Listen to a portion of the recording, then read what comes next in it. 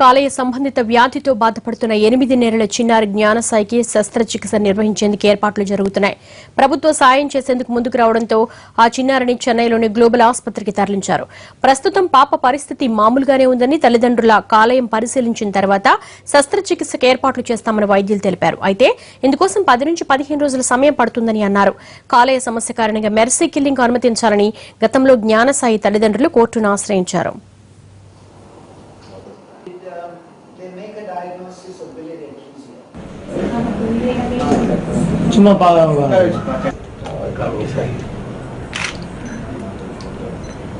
వాళ్ళు లేదు బాబు ఆపరేషన్ చేయాలి పాపకి అని చెప్పారు. మళ్ళీ ఎంఎస్ రామ్ హాస్పిటల్కి తీసుకెళ్ళి అక్కడ కసాయి ఆపరేషన్ అని ఒకటి చేశారు ఆల్రెడీ, అది సక్సెస్ కాలేదు.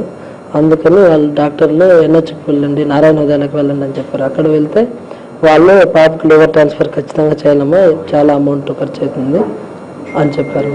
ఫైనల్గా ఈ ప్లేస్ అయితే పాపకు మనం పూర్తిగా న్యాయం చేయొచ్చు. కంట్రీలోనే this is one of the pride facility అనమాట. సో ఇక్కడ ఆపరేషన్ చేయాలని చెప్పేసి పిలిపించడం జరిగింది. ఒక వారం 10 రోజుల్లో పూర్తిగా కంప్లీట్ ఎవాల్యుయేషన్ మన రెసిపియెంట్ పాప తరపు నుంచి, అలాగే డోనర్స్ను కూడా మనం ఎవరు ఫిట్ అవుతారు ఫాదర్ వాళ్ళ పేరెంట్స్ తరపు నుంచి కూడా ఎవాల్యుయేట్ చేసి మనకు 10 రోజుల్లో మనం కంప్లీట్గా ఒక పిక్చర్ వచ్చేస్తుంది. ఎప్పుడు పాపకు ఆపరేషన్ చేయాలి, ఎంత త్వరగా ఆపరేషన్ చేయాలని చెప్పేసి.